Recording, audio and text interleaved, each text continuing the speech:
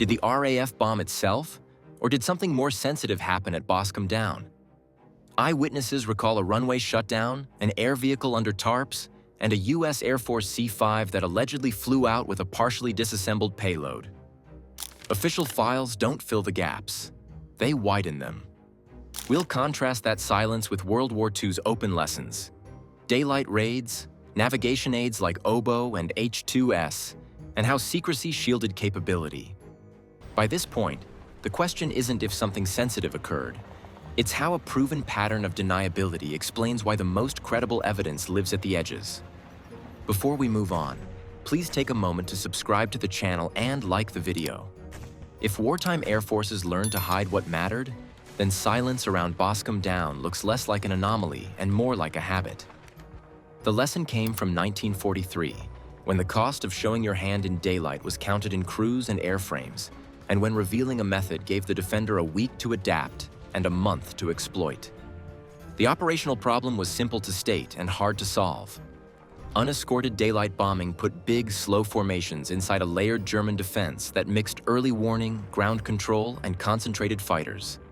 Flak fixed the streams and fighters cut them, and the result was loss rates that ended careers before training debts were paid. The bomber stream advertised its approach on radio and radar, and every mile flown past the escort radius was a mile flown on the enemy's terms. The 8th Air Force tried to buy survival with geometry.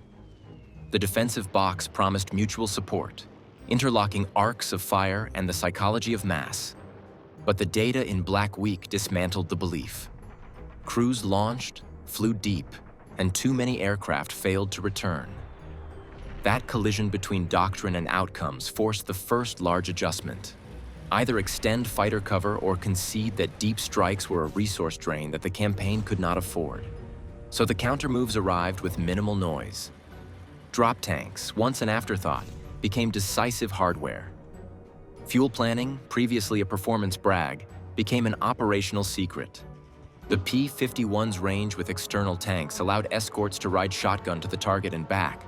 But the specifics, fuel types, flow schedules, and the choreography for tank jettison lived behind closed doors. Radio discipline tightened. Frequencies and brevity lists shifted so interceptors could not easily read the picture. The point was not to impress. It was to deny anticipation. Navigation aids formed the second pillar. G provided timing and fixes over friendly controlled space, while oboe extended precise guidance for selected aircraft within a narrow window. H2S painted ground contours for crews who needed a radar outline when light or weather failed, and later GH linked crews to more accurate transmissions. Their frequencies and antenna patterns mattered, so crews treated dials and switches as security items. When jamming appeared, operators changed windows and operating modes rather than telegraphing how the system actually worked. The tool only helped if the other side could not forecast when, where, and in which configuration it would appear. Set against this, night area bombing hid intent inside darkness and deception, while the 1944-45 daylight shift to oil, rail, and synthetic fuel demanded a sharper blade. Precision in light required escorts, emissions control, and careful public statements that confirmed nothing useful. A directive in late September 1944 put oil first, and the allocation of effort tracked that priority. RAF Bomber Command during daylight focused a large share on refineries and transport nodes, while night effort still included substantial city attacks. The mix reflected what could be hit accurately and what had to be suppressed broadly. Schweinfurt underlined the stakes with arithmetic. The first set of paired raids, split by weather into separate streams, cost dozens of bombers in a single day. The follow-on strike in October sent close to 300 and saw losses measured in scores again, with additional aircraft crashing on return and more written off after landing. If you sum all of that up, the attrition told commanders that belief in self-defense had outrun evidence. By this point, the template was set. Test quietly. Introduce range and guidance and tactics in increments.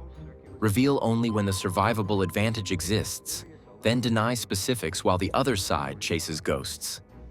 It was therefore routine risk management, not mystique. And with that operating culture established, We can now move to 1994, where a silent recovery on a closed runway looks less mysterious once you accept the rulebook that produced it.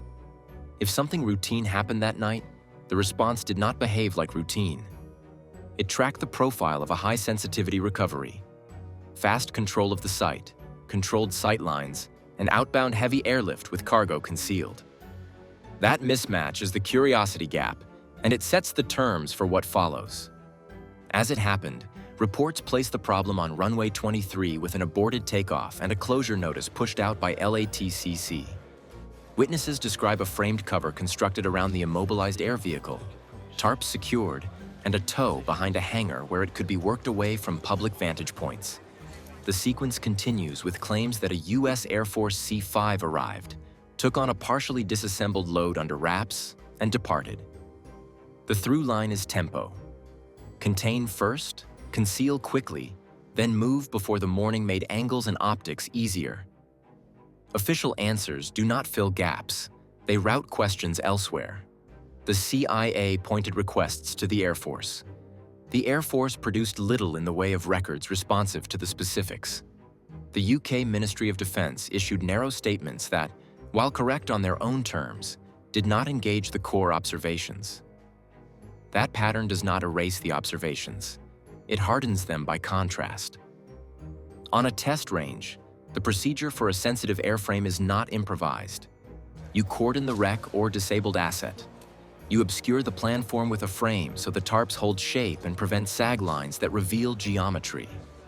You limit line of sight from perimeters, towers, and nearby roads.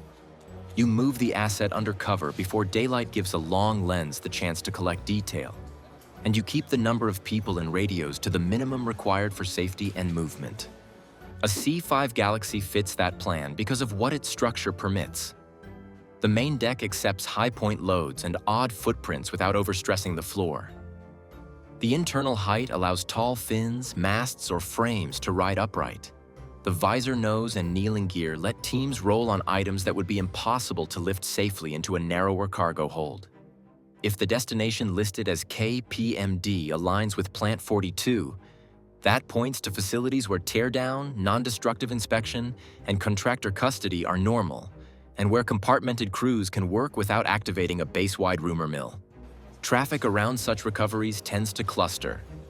Reports of a C-20 or Gulfstream linked to intelligence customers and sightings of contractor-operated flights are consistent with liaison travel, spares, and oversight. The specific registrations are less important than the roles. Small jets bring people and documents. Heavy lifters bring the hardware. Contractor birds bridge the two with parts and technicians. In any case, you would expect that pattern if the item required layered classification and multiple stakeholders. The lore that attaches the word Aurora or Astra to Boscombe belongs in the hypothesis bin. Some observers read the noise signature and the secrecy as signals of an exotic program. A more modest alternative exists. The asset could have been part of a foreign threat aircraft evaluation, or a recovered component set whose origin mattered less than its materials and avionics. Both cases generate the same visible behaviors: cover, cordon, quick lift, because the goal is to protect shapes, apertures, and surface treatments from uncontrolled eyes.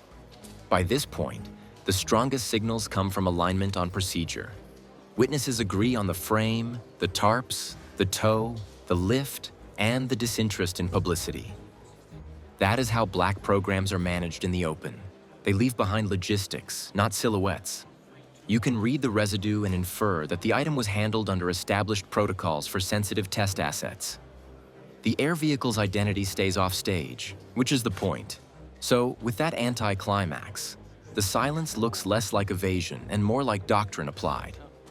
Whether the object was domestic, contractor, or foreign origin, the procedures tell the story and connect neatly to the rulebook we learned earlier. Secrecy here is not exotic. It mirrors a doctrine built to keep capability intact until use confers advantage, and to leave only logistics in the open. That is the final insight, and it explains the quiet at Boscombe Down without embellishment.